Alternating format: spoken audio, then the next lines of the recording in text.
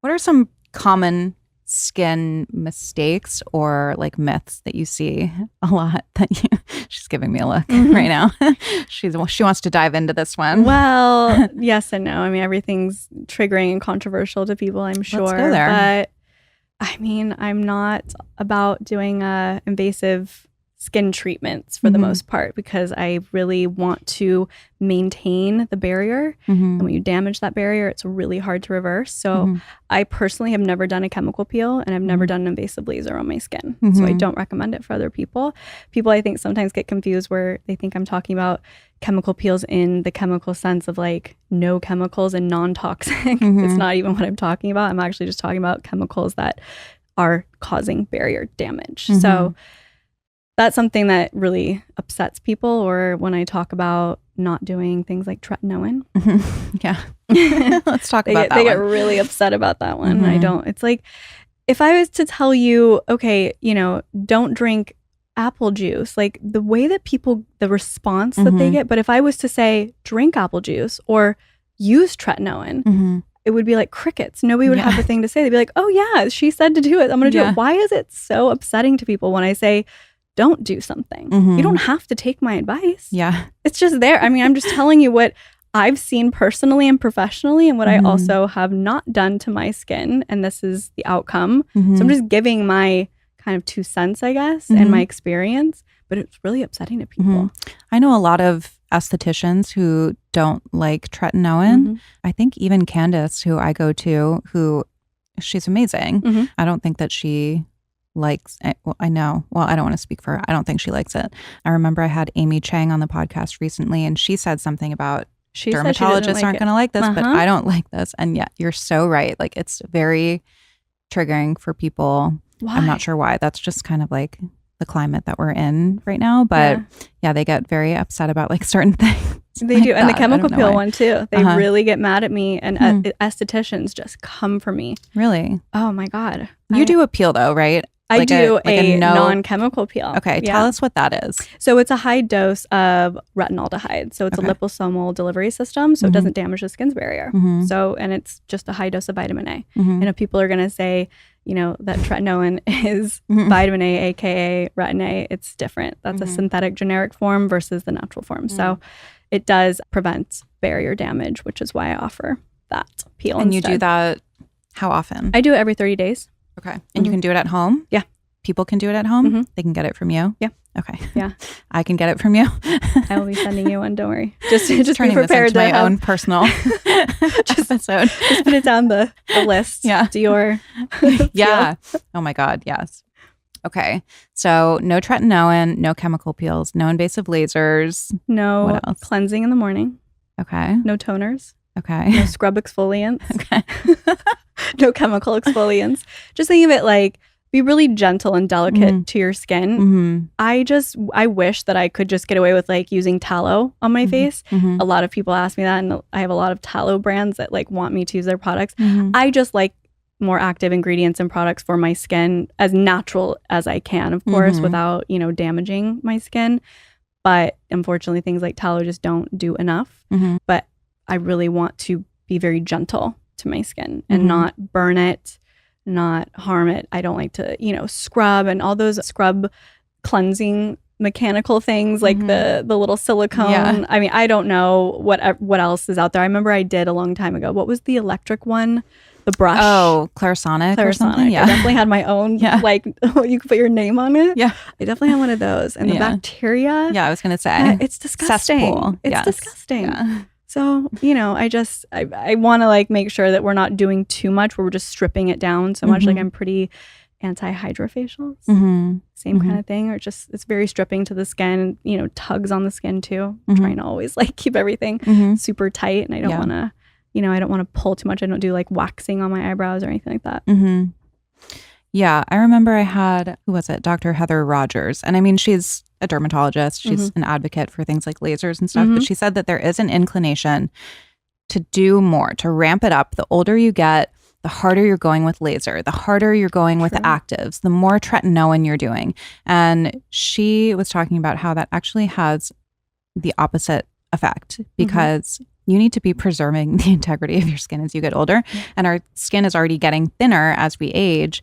And a lot of those chemicals and ablative lasers and things like that are just accelerating that process. So she was talking about how it's actually better to do less. It is. And it's funny because maybe when I'm like 70 or something, I'll do like a CO2 laser where you just get this. You're going to wait till you're 70? Yeah. I'm going to.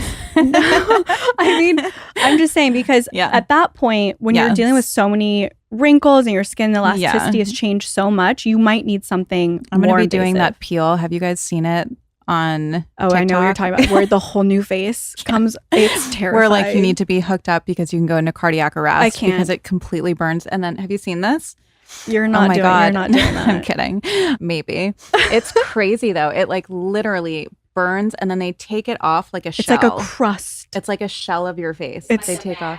Yes. Yeah. It's like lifting this disgusting mask off, but then underneath they're like, it's beautiful. Like baby skin. But here's what happens. And I'm sure you know this. Have a heart attack. Yeah. But the thing is that's the idea behind when you get these invasive procedures done, that you have this amazing new skin. But guess what? That skin is so thin and so delicate. The minute you go outside, you're talking about hyperpigmentation, it'll come back tenfold. Unless you plan on staying in a cave. Which maybe you would, because like my skin looks great. I'm not risking it. That would be me if I ever did that. For me, I want to be able to be out in the sun. I want to be able to not go through the downtime either of watching my face peel off. I have so many friends who have done it and they're like, oh yeah. I even heard your episode where you talked about, I think it was a Fraxel or one of those lasers, and you had to like slather with like Vaseline or something, and then you end up like dermatitis. In December. Petroleum jelly. No. I know. We have to stop this. Yeah. Let me just hook you up with peels once a month. Like, just trust me. I'm down. I've been sitting across from you for an hour. I'm sold. I'm like, I will do whatever you tell me to do. Especially at this phase where like I have to find different things because I can't do the things that I once did. I mean, when I was just fucking it up with Botox every 2-3 months, like things were taut, not moving, like I was fine. Now I have to find a different approach. Same, by the way. I mean, no, but you're very lifted. Well, I have a ponytail. Right now. The ponytail. I've been doing that too.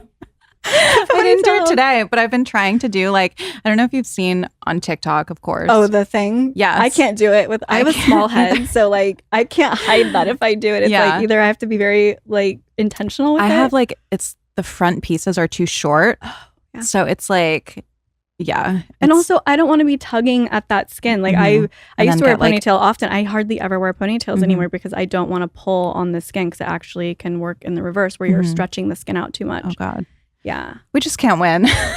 I'm crazy about this stuff. It's weird. It's like, no, but I mean, I feel like everybody listening, like everybody gets it. That's why I'm laughing, because it's just like kind of absurd at a certain point, like the things that we do. And it's just like, it's a struggle. Like aging as a woman is a fucking struggle. It is insane. It's insane. And now I'm going to Oklahoma and I just don't know what I'm going to do. I'm going to have to get used to You're going to be the hottest person in Oklahoma for maybe a month, and then it's all going to start to melt away. I'm worried that I'm going to lose my identity and not like care as much. And I'm very scared. They're going to be like, who is this? Like, first of all, you're going to look like younger than all the 20-year-olds. I need updates. I'm telling you, I'm going to have to like stay on my gram all the time in order to make sure that like I'm staying on top of my stuff, because I do worry. You know, in your environment, you kind of acclimate. I might acclimate to just being, not as LA is more the term. Obviously, there's beautiful people in Oklahoma. It's not about Oklahoma, but like, I am sorry, everybody terrified. in Oklahoma who's listening to this. I'm genuinely terrified that I will just like change. But maybe it's a good thing. I mean, it's a good thing for sure. And that's why I'm trying to do less in general, because we have to understand that aging is a natural process. It's going to happen. It's going to catch up. It's smacking me in my face today. And so I need to embrace it a lot more, because I don't want to just wake up one day and have a panic attack about it, which is already happening right now, by the way. Yeah. Well, that happened to me after having to stop Botox. Like, I mean, it just changed everything. So it's been like a journey of trying to accept, and then also like trying to figure out alternative things. But then I remind myself, like, I'm 38 years old. It's not like I'm 55. Like, I'm going to look back on this hopefully when I'm older and be like, I was a fucking baby. Like, we're never going to be this young again. Thank God we're healthy, like relatively healthy, speaking for myself. If you talk to us, we sound like a mess. Even my hormones before we started the show, your eczema, apparently we're not that my healthy. botulism, but it's all like relative, right? And it's just like it's hard, and it's hard being in a place like LA. So it might actually be refreshing.